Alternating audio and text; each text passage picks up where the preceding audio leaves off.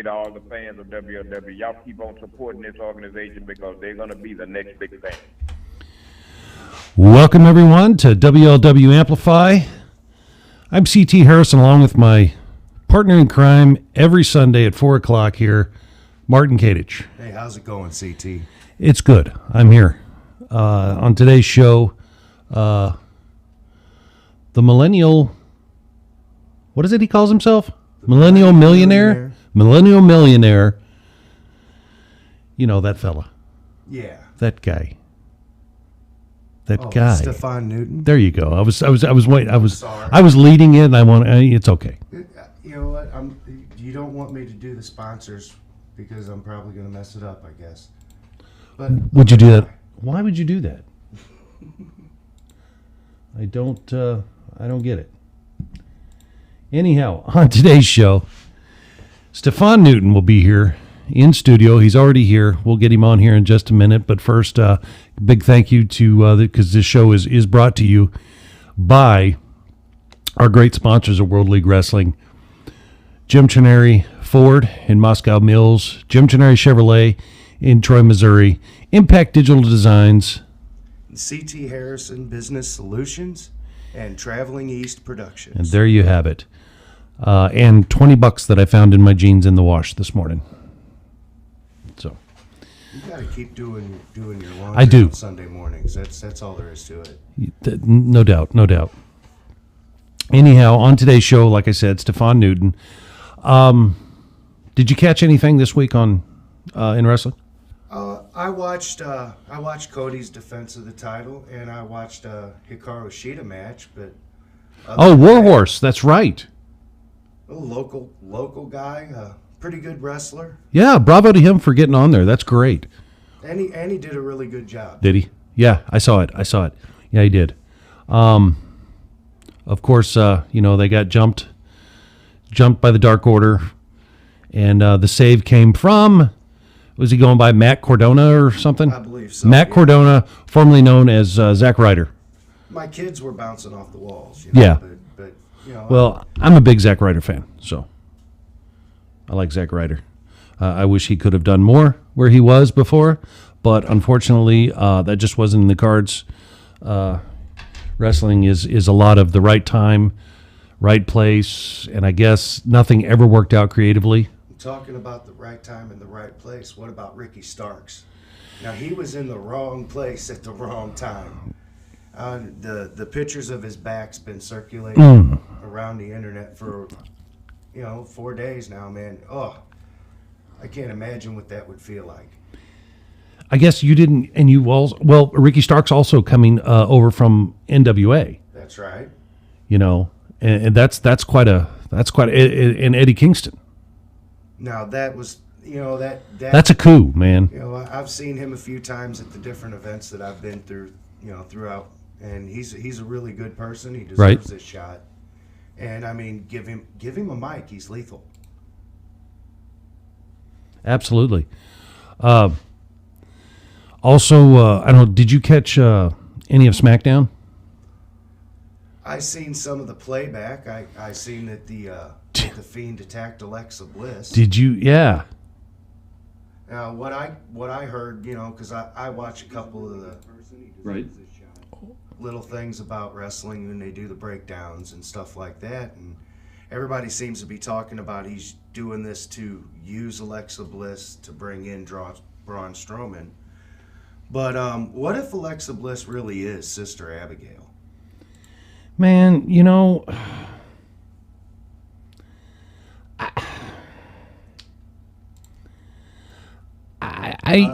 I don't know, man. I just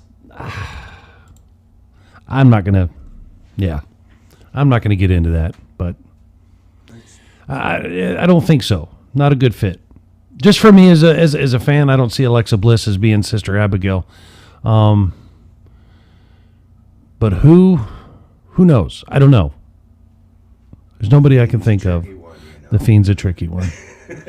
But that was kind of weird because in no way, I mean, he put the mandible claw on her, but it's almost like taboo in WWE in a lot of ways for male wrestlers to attack a female, but we've only seen, the only time I've actually seen it that I can really that really stands out to me mostly is, okay, Randy Orton, and unfortunately both of them are Randy Orton. So one of them is Randy Orton attacking Beth Phoenix. Right, that was just recently. All right, and then if you go back, Randy Orton attacking Stephanie McMahon. Well, there was also Chris Jericho punched Shawn Michaels' wife. Oh, I didn't think about that one. You're right. You know. I forgot about that. That's right. You know, but that's not how a gentleman wrestles. No, that's not. Speaking of gentlemen,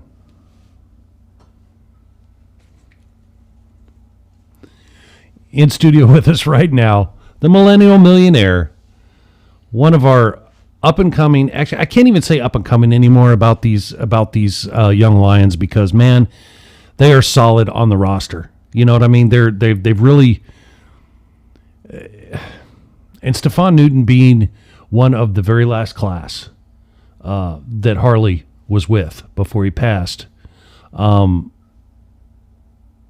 being able to benefit from that. Being a young lion, I get, but I just can't. I don't see him that way anymore. The Millennial Millionaire, Stephan Newton. Welcome to the show. Hey, how we doing? Excellent. It's good to have you. You drove all the way here. I did drive all the way. I mean, I'm not really doing a lot. I mean, you know, I don't have a job or anything, so.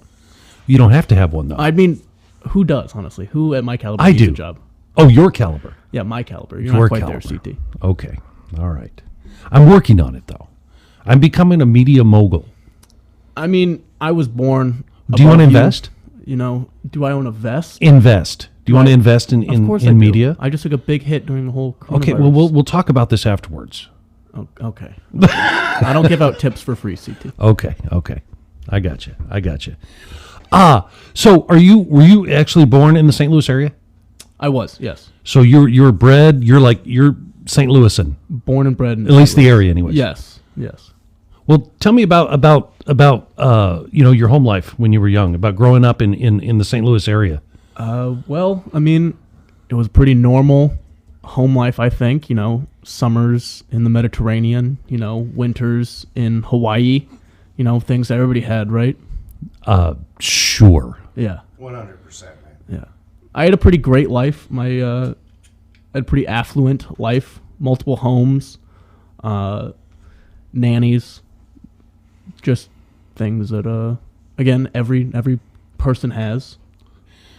Well, I'm guessing you were probably a good student. I was an excellent student. I never struggled in any sort of academics ever.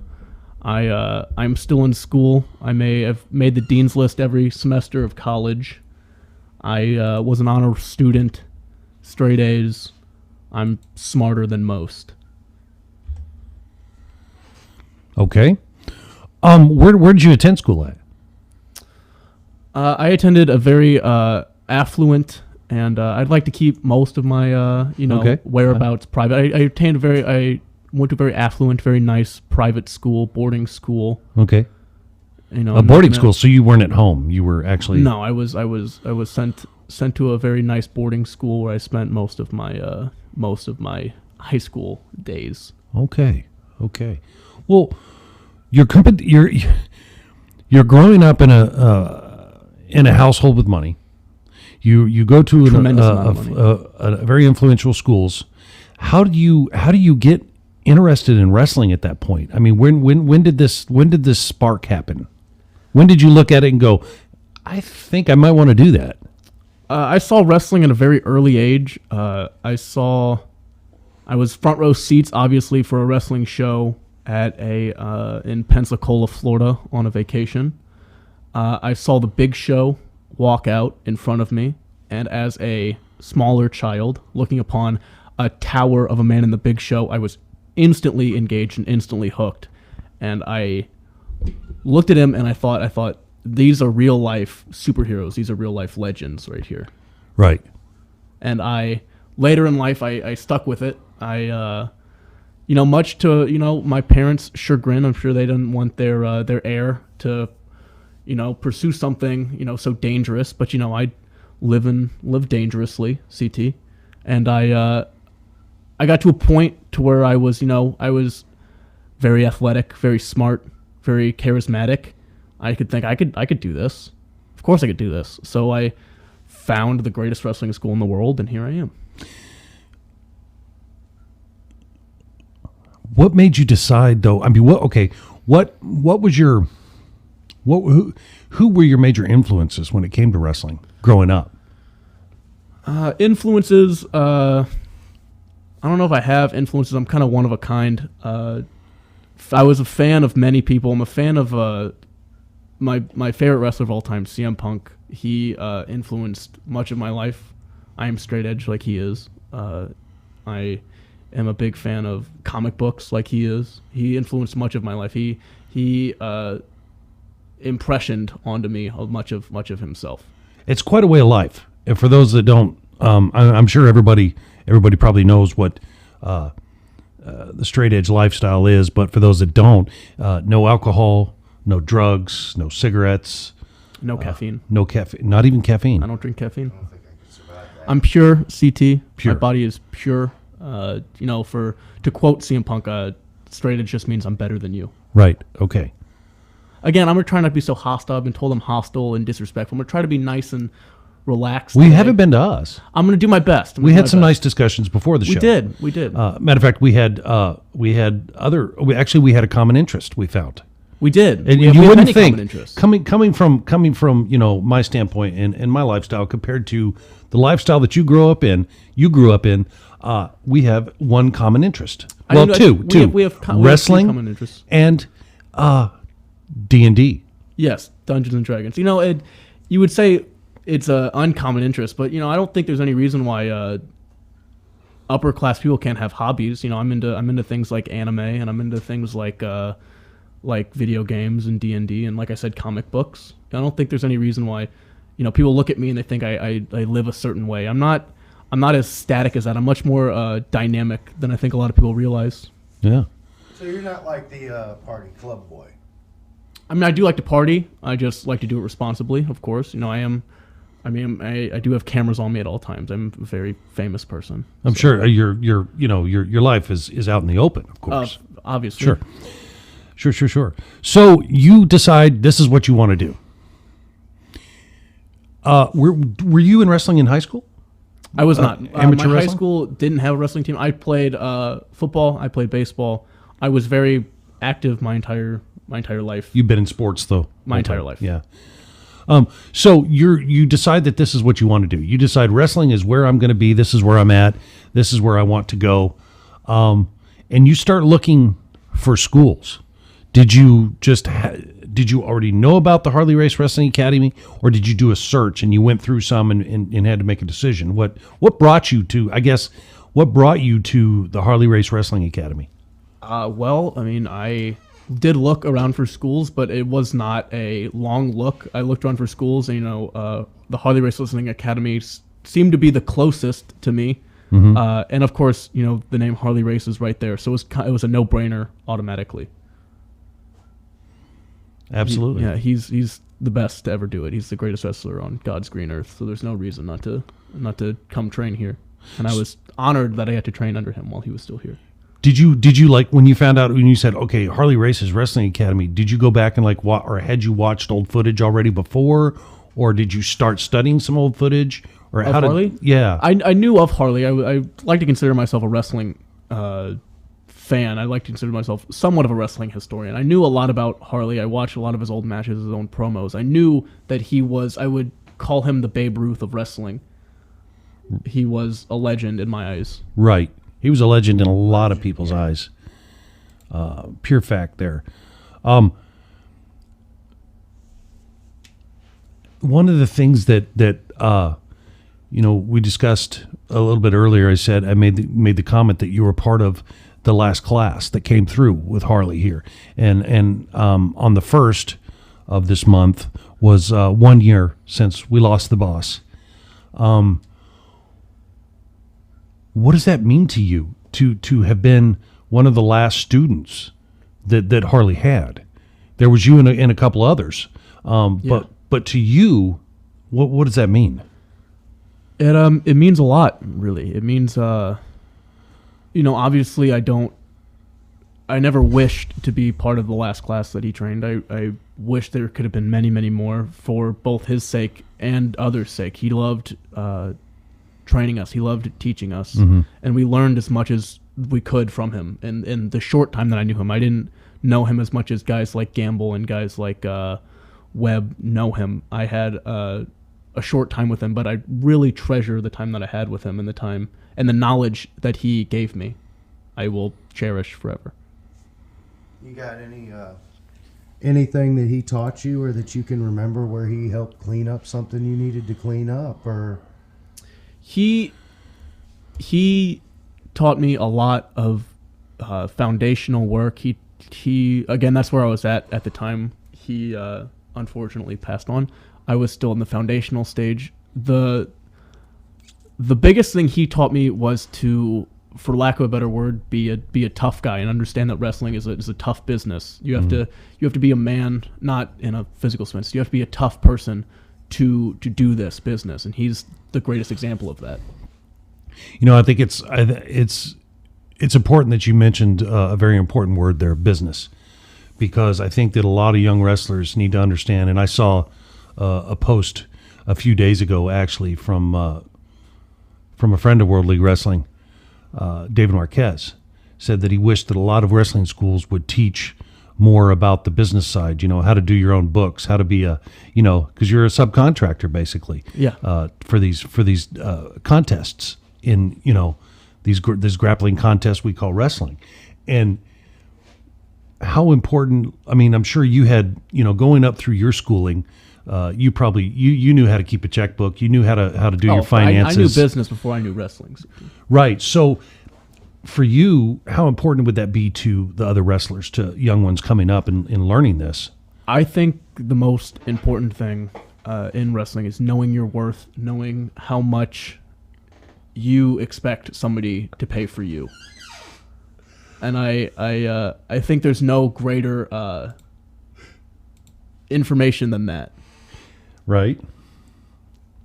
We had a comment and a question from Allie. Allie says, how does he plan to use his fame to help society? What's his platform? I don't even know how to answer that. My platform is wrestling, I guess. I don't plan to help society. It's not my job. My job is to entertain and to make money. And I'm doing pretty good at both of those. Correct. We're going to get into that in a minute. You just let that be for now. I know what you're laughing at, and just let it be for now. Colton, we'll get to you shortly. Colton Theron Vaught. Oh, but we'll get to Colton in a little bit. Okay. Because I know you guys have got business to settle, and that's fine. I get that. We'll get to that. But so you get to the Harley Race Wrestling Academy, and you walk through the front door. Take us through that first day. Well, I actually walked through with my parents because, again, they are very protective. They wanted to see what I would be doing. They made it very clear to the trainers at the camp that I had a lot of other opportunities in my life, and they wanted to make sure that I was taken care of. But after that, my first real day at training was a whirlwind of real dreams, honestly, of getting into the ring for the first time and hitting the ropes for the first time, feeling what it means to really be a professional wrestler.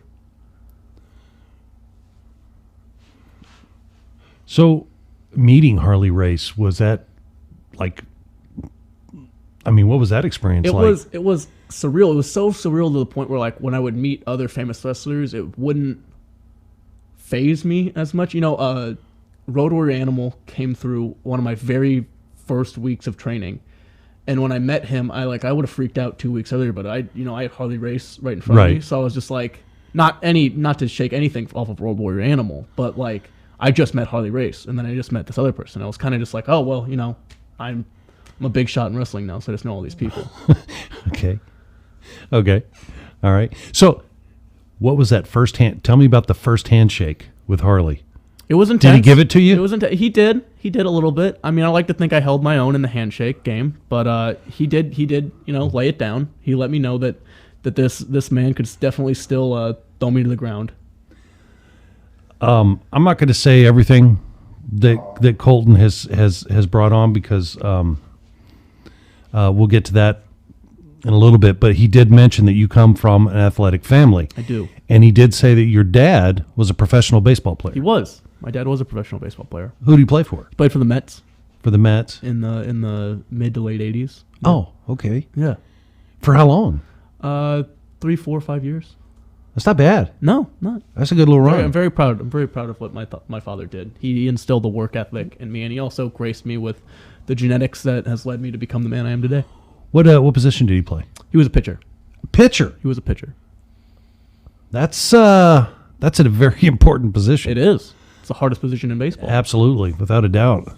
Other than being manager, I guess. But hey, so you're in the Harley Race Wrestling Academy, and you start training, and you're going through all this training, and then finally, what happened when you made your debut? Did you just get the call, or did you show up and the committee said you're on the card tonight? I had been pestering the powers that be for a while about when my time was coming. I had seen a lot of my fellow young lions debut, and I knew that I was coming up shortly. I just kept asking until they eventually, said okay, and they put me out there with my now tag partner Raheem De La Suede, and we stole the show like we do. So, speaking of Raheem De La Suede, yes, you guys have formed a little bit of a partnership. Yeah, business partnership. Sure. Yeah. He had a match. You came out to ringside, and you told him you don't need me. Yeah. And you left. Why? That was me putting faith into my business partner. I trusted Raheem, and I still do trust Raheem to do what I need him to do. Well, speaking of what he needed to do, on the 11th of last month of July, he had a match against the junior heavyweight champion. He did.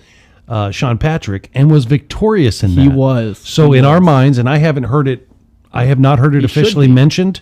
I haven't heard it officially mentioned, but in our minds here on the show, that would make him number one contender. He should be.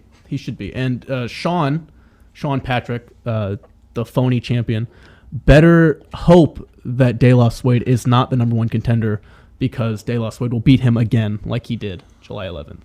And I will be in his corner. Well, now you say he's the phony champion. Yeah. Why do you call him the phony champion? I mean, let's call it what it is. He beat a man that was having a mental breakdown. I hardly count that a real victory. In 2.0. Yeah. And I mean, I don't think he's defended it since. I mean, of course, we had a pandemic in between there, but I think Raheem is going to expose him for what he really is.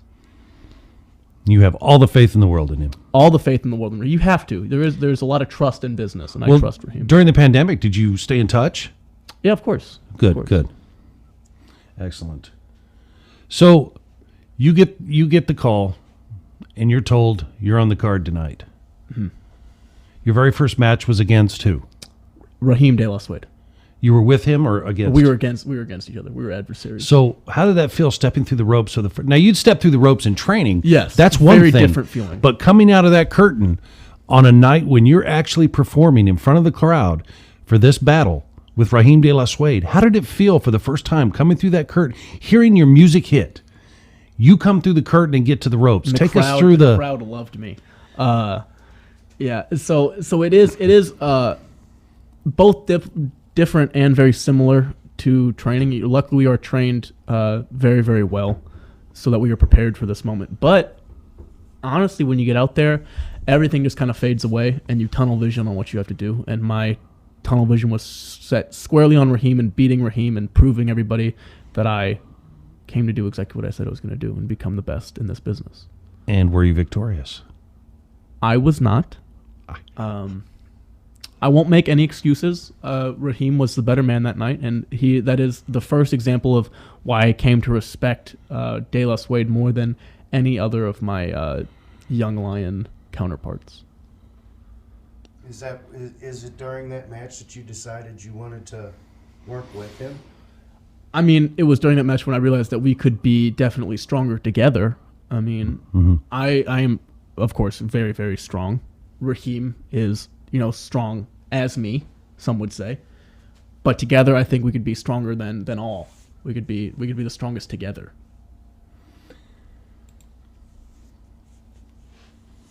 What are your sights set on right now?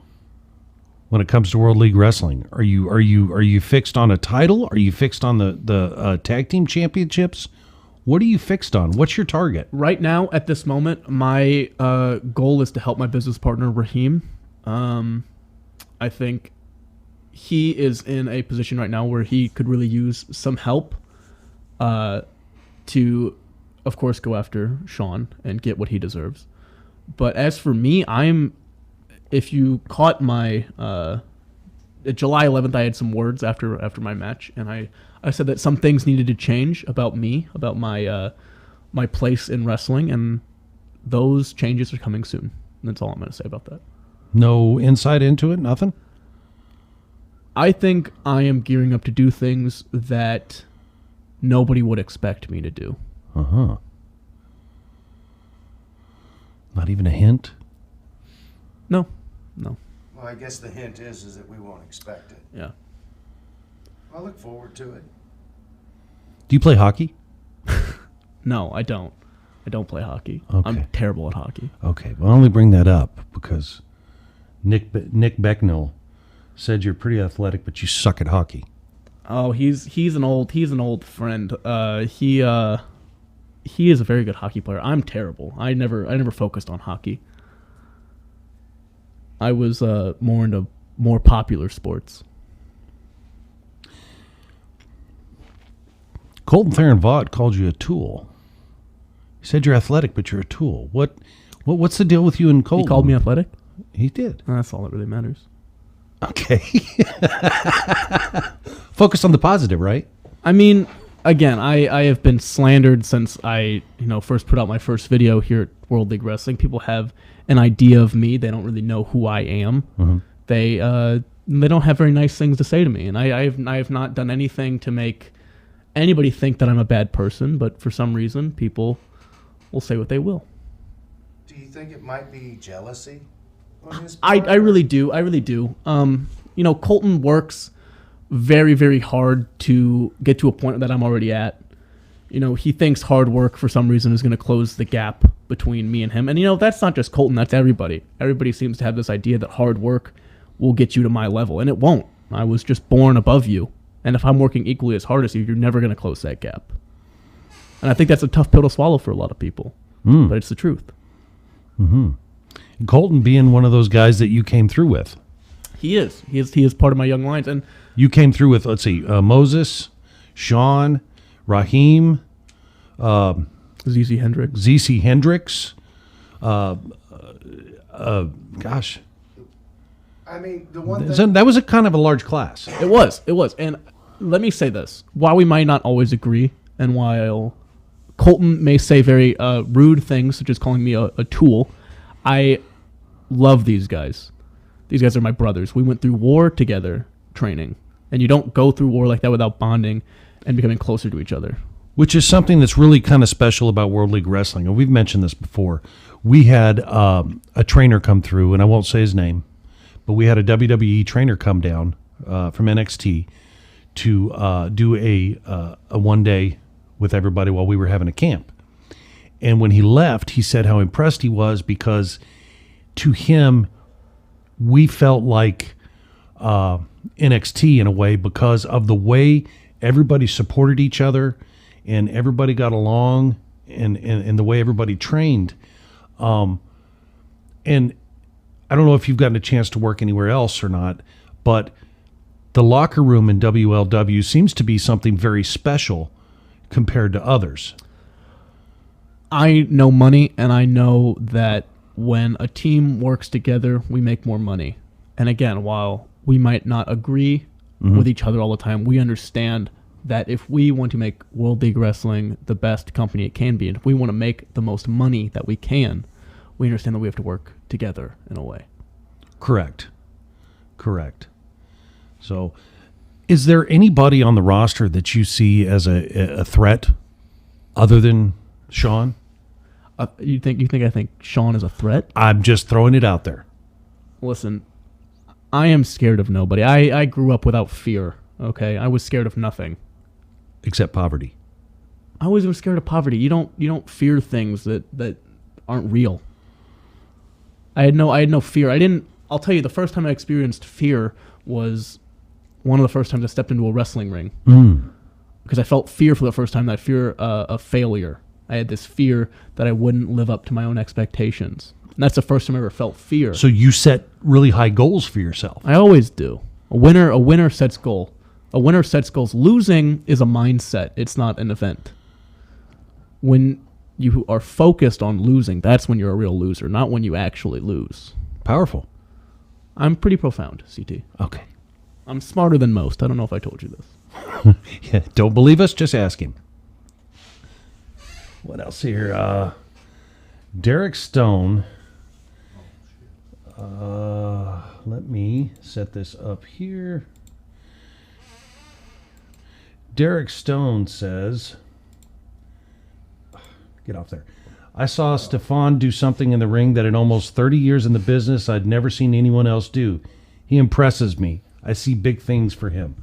Now, Derek Stone has been around. He was the first trainer for World League Wrestling back in the day, and currently is our heavyweight champion. What does that mean to you for a man like him to say something like that about you? It means a lot. I think me and Derek Stone are both kindred spirits. I think people don't understand Derek Stone. People don't understand me. I know what he's talking about. He told me one of the first times he saw me wrestle when I delivered my first class flight. He said he'd never seen somebody run up the ropes like that. And he said it's a very special thing when you can recreate a move and reinvent something. Well, Derek Stone is he gives a lot. I mean, what people don't realize too about Derek Stone is he gives a lot back to World League Wrestling. In the locker room, of course, he's always imparting his years of wisdom, yes, to you guys, and that's something that's very important. So I never forget anything Derek tells me. Listener Nick Becknell wants to know what goes through your head in the moments leading up to a match. It's an intense few moments. You're going out there expecting to, get hit and to hit people back. It's a very mentally draining sport. I think the physicality of this sport is often talked a lot, but I don't think the mental strain it puts on you is a lot. It's one thing to go out and have a fight. It's another thing to prepare for a fight, especially mentally. And when you're in the back and you're waiting to go out against somebody whose goal is to pin you to the mat for 3 seconds and have you not move. It's a very, very scary thing, but then you have to come back and think, no, I'm going to stop him, and I'm going to lay him flat on his back and make him stare at the lights for 3 seconds. All I think about is winning. That's all I think about. I want to go back a little bit. We were just talking about Derek Stone and his compliments to you. What do you think about Derek Stone holding the championship and John Webb and Camaro Jackson holding the tag titles? And are they in your eyesight? Do you want to go up against them? No title is safe from Stephan Newton. I will put that out there first and foremost. I want all the gold, and I want it as soon as possible. Derek Stone, I respect you a ton. John Webb, I respect you a ton. Camaro, I respect you a ton. Don't think that that's going to stop me from doing just what I said and coming out from that curtain, beating you down while my pinkies are up, and pinning you for 3 seconds and taking whatever gold I want. It's not personal. It's just business. Exactly. And again, I know business, CT. I believe you. I believe you. I believe you. So, Jack Gamble, oh boy, has stated that he wants to face every single member of the Young Lions division. before he leaves World League Wrestling, before he leaves wrestling. Now, you had a match, 2 matches with Jack Gamble.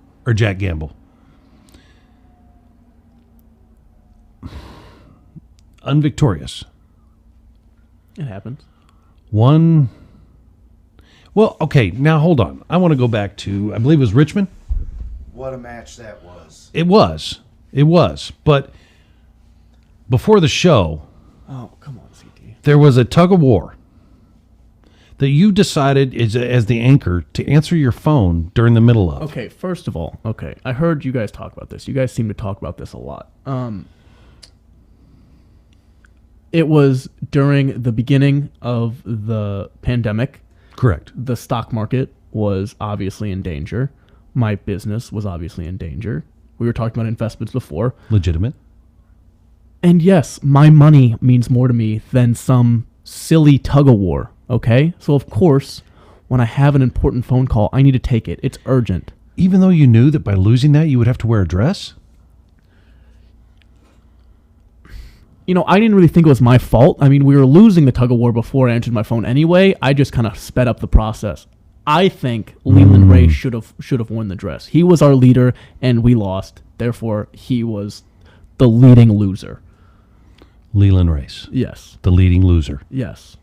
He should have wore the dress. I think he should have been the real leader and taken the dress for himself.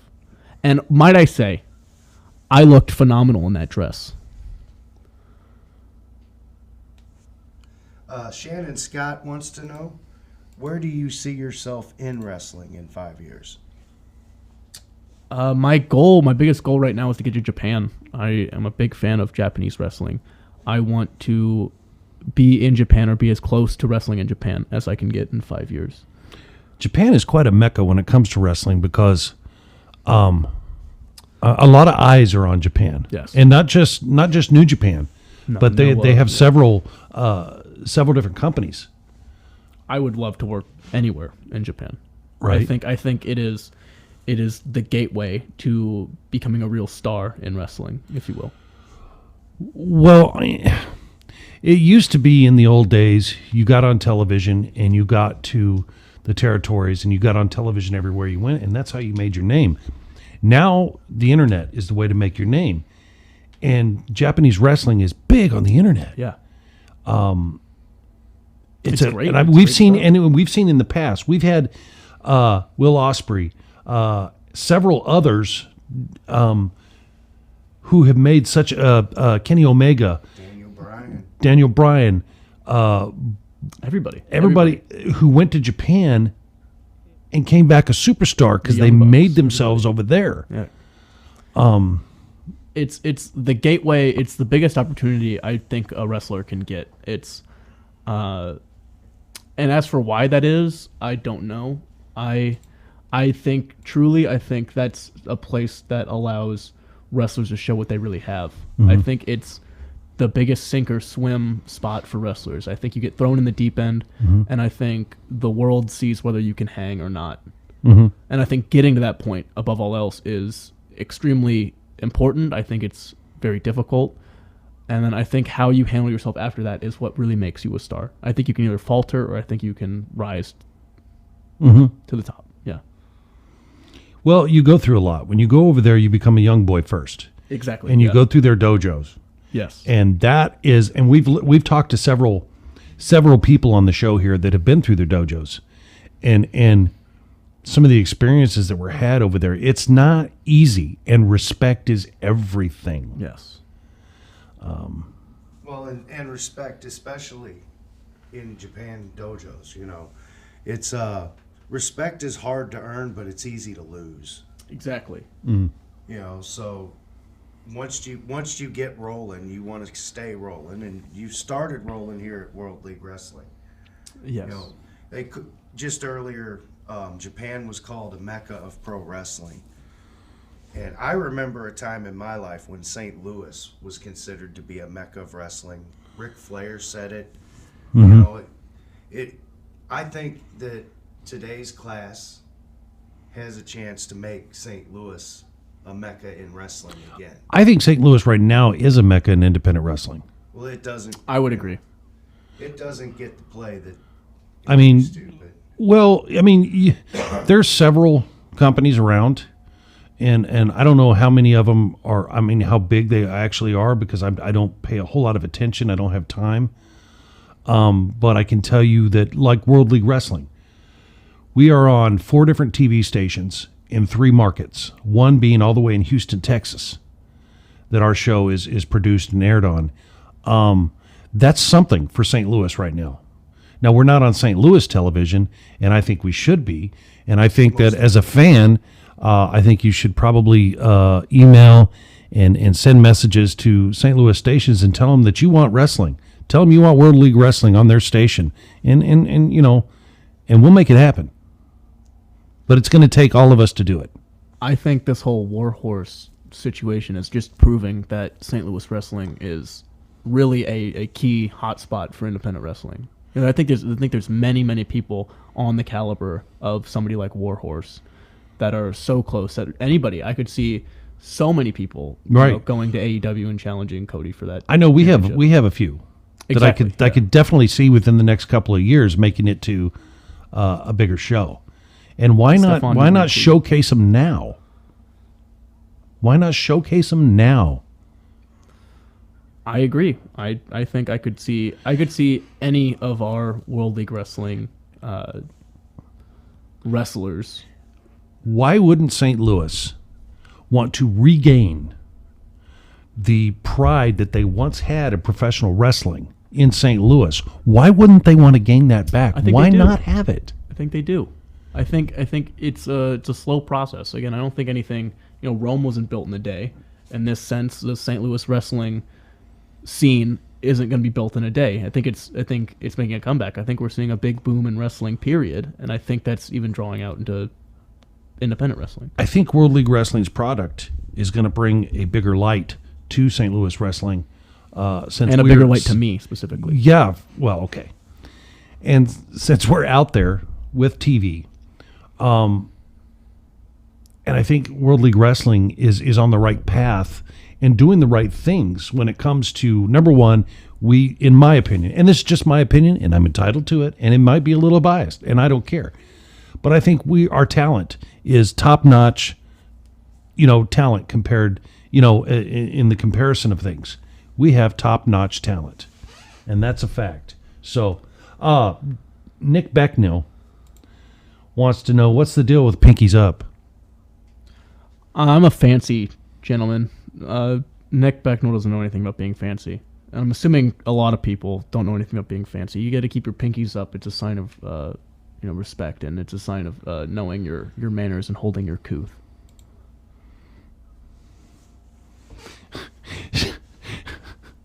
I'm pretty sure Sean Patrick is directing this either to you, Stephan, or to Martin Kadich.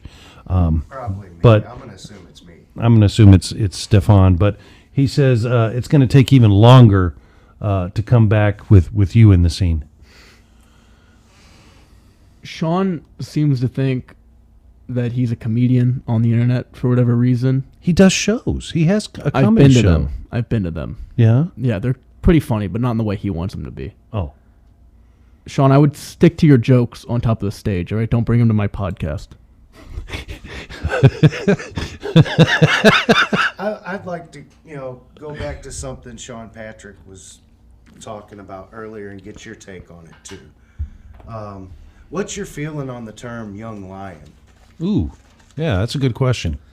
Sean seemed to have a problem with it. I don't have a problem with it. You can call us whatever you want to call us. I think more importantly than what you call us, I think you need to be aware that we're coming. Like I said before, we have a brotherhood of sorts, and we may not get along. Like you just saw with Sean Patrick, we don't get along. Me and CTV don't get along. Me and Moses don't get along. Me and ZC Hendricks don't get along. But I think that's for the good of World League Wrestling. I think if we all got along, I think that would be a very, very dangerous day. I think if the Young Lions got along, I think the Empire couldn't stand in our way. I don't think Leland Race could stand in our way. I think that'd be a very dangerous situation. So I think everybody better be lucky that we don't get along. Could this be a look into an apocalyptic future? No, of course not. Why You not? just saw I would never get along with somebody like Sean Patrick or somebody like Moses. Not even on a, I mean, not even if the Empire crossed a certain line of some sort and you all had to band together. You wouldn't for a day just. And I'm only throwing the Empire out there because, just to play devil's advocate here. Again, there's nothing that would stand in our way. Even Loki fought with Thor. Nobody would stand in our way. Okay. And I'll leave it at that. Okay. I like your attitude on that. And your pride in the Young Lions division in that group is commendable. Well, we have to have pride. We have to let everybody else know. We came up when we were watching everybody in front of us, and we were just hungry. We were just watching them and think, we're better than them. Right. And we are going to take their spot. And we still feel that way. We might be respectful and nice to the older generation, but I want them to know that we want what they have, and we're going to come get it whether they like it or not. And they can try to fight us, but it's not going to hold out forever. Right. Yeah. I got you. So you're saying it's inevitable. The future's always inevitable, and we're the future and they're the past. You heard it, folks. The Young Lions division is the future of World League Wrestling. We're the future of wrestling, period. Ooh, I like that. I think that you could all agree on that. One of the questions that we always ask in these shows is any interesting or funny Harley stories. And you told us one earlier that I thought would be funny to share. Yeah, I have a couple. Go for it. So my favorite Harley story is we were learning front face locks, which is a move that Harley race, his front face lock is legendary. He demonstrated us while he was still in his electric wheelchair. He demonstrated how to give a proper in the wheelchair. Yes, in the wheelchair. Moses was the first one to take it. He stuck his head out for Harley, and Harley put him in a front face lock and wrenched it. It was very funny watching Moses writhe in pain. And then he again asked if anybody else wanted one. I of course volunteered because who's going to sit there and not let Harley Race put you in a front face lock? Me. I immediately stepped up and he put his arms around me and he torques himself and wrenches his front face lock, and a lightning bolt shoot down my spine and shoot into my neck, and it's the worst thing ever. And then I remember he is smoking a cigarette this whole time he's doing. He takes a cigarette out and goes, "How's that feel?" And I go, that hurt a lot, Harley. That hurt a lot. And he goes, "Yeah, it was supposed to." And he puts the cigarette back in. And that's it. Harley was great. I would get to training earlier than anybody else, and he would still be eating lunch, and I would go to shake his hand every day, and he would always have mustard on his hands and around his mouth. And I was just, I don't know, that sight is just very funny to me of seeing Harley Race with mustard all over his face and shaking his hand, eating mustard all over my hand. Hey, that's sacred mustard. It is. The mustard is sacred at World League Wrestling. Yeah. You told us another story too about I believe it was your father, about his pinky.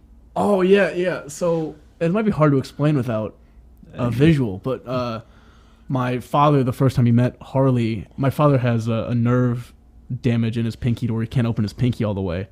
And the first time he shook Harley Race's hand, I was watching this happen from the concession stand. Harley motioned to his own pinky and was kind of like, what is wrong with that guy's pinky? And I still kind of hold that memory. It's really, really funny that as my father was walking away, Harley was like, what's up with his pinky? And I still think that's really funny. He was probably thinking, he couldn't give him couldn't give him a proper handshake. He was right. like, what's up with this guy? Right, because Harley's very well known to having an iron pan for a hand. Yeah, now imagine shaking him without your pinky. Right. Right.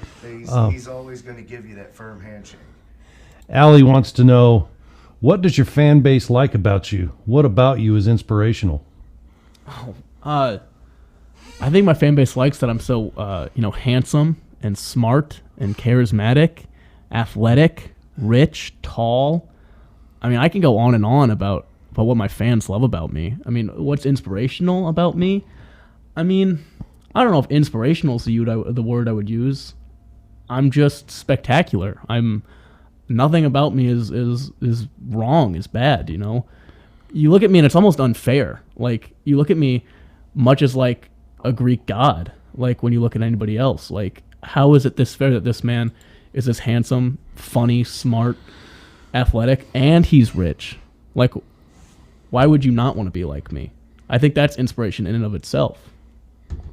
Okay. She says, silver spoon much?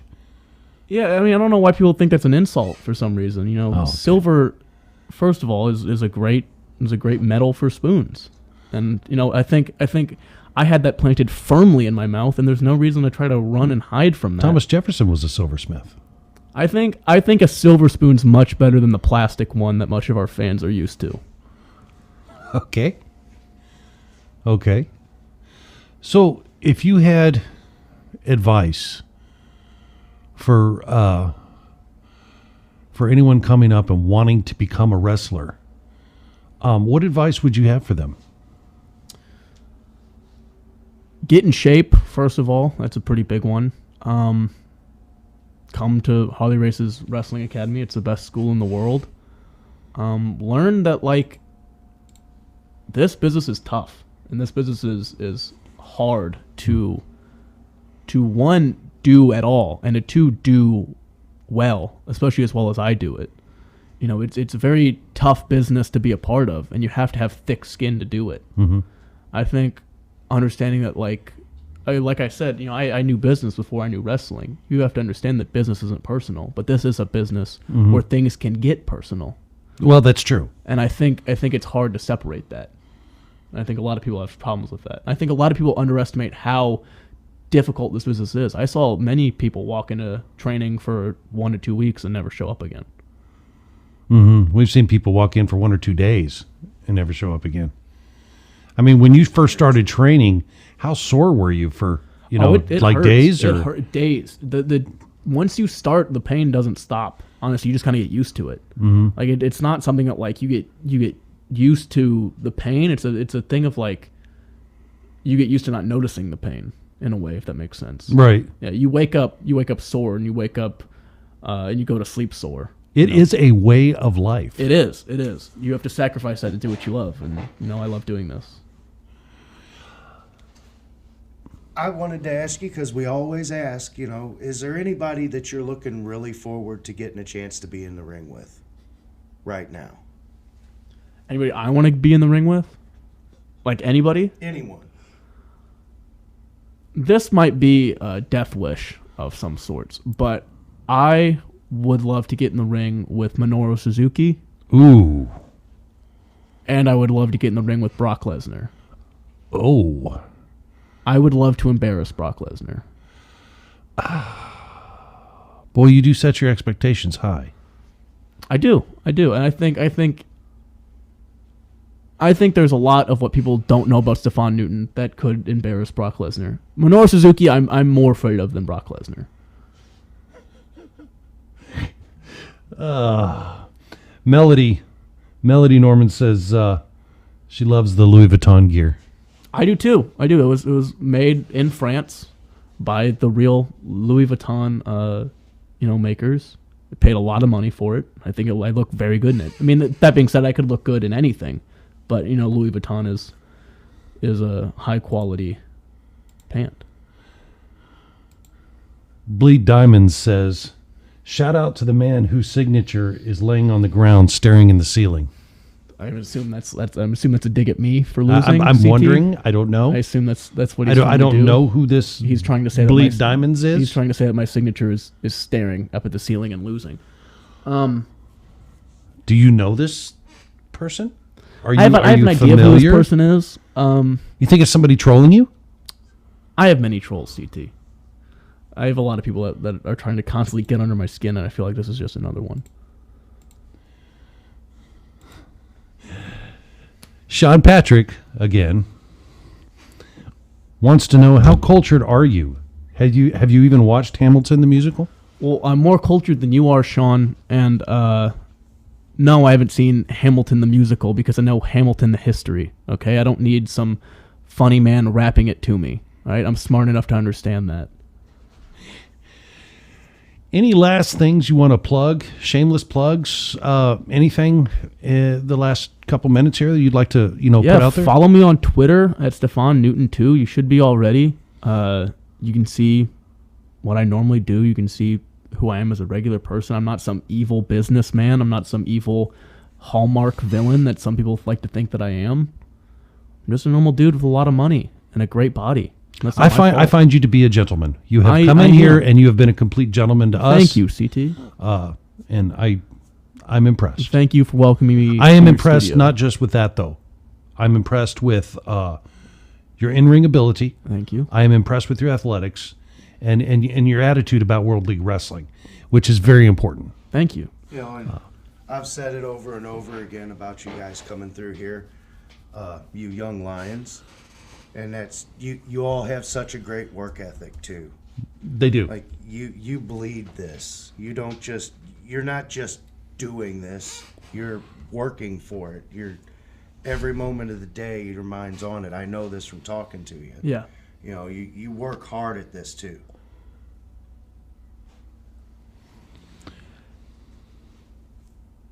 Nothing? Okay. I would like to say that you two aren't the only ones impressed by me. I Okay. have many people that are impressed by me. I'm sure of But that. I appreciate it. I'm sure of that because in this business, you have good guys and you have bad guys. And I'm But one of the you best have- good guys. But you have to respect both. Yeah. Because in this business, it's all important. Because if everybody was a good guy, you wouldn't have some of the great matches that we have at World League What are you Wrestling. trying to say, CT? I'm just merely pointing out a fact that not everybody can be a good guy and not everybody me. can be a bad guy. Like I'm a good guy. Oh, you said it. Yeah, I'm the good guy. Okay, then. Yeah. Okay, as long as we're on the same page. Okay. Okay. I'm proud to have you on the show. Thanks for joining us. Thank you. Really appreciate it. Again, a big thank you to our sponsors, Jim Ternary Ford in Moscow Mills, Jim Ternary Chevrolet in Troy, Impact Digital Designs, Traveling East Productions, and CT Harrison Business Solutions. and that $20 bill I found in my laundry this morning. You just keep doing that laundry, man. I'm going to try because we actually had to pay Stephan to be here. That was in the contract. He wasn't cheap, folks. He wasn't cheap. He did give us a break though. So we got the team discount, the That's WLW right. discount That's right. for his appearance on the show. So for that, I am happy. I'm proud. I'm glad that everybody joined us today. Thanks for joining us, and we'll see you. We do have another event scheduled. So there is one coming. It is not announced yet, so I'm not going to say anything, but to let you know that there is another live event happening in the Troy area. So we'll let you know. Stay tuned to our Facebook page and everything for the announcement of that. It's going to be a good one and a fun one. It's going to be an enjoyable show. And other than that, we'll see you next Sunday right here at 4:00 for WLW Amplify. I'm CT Harrison. I'm Martin Kadish. And we love you, and there ain't a damn thing you can do about it.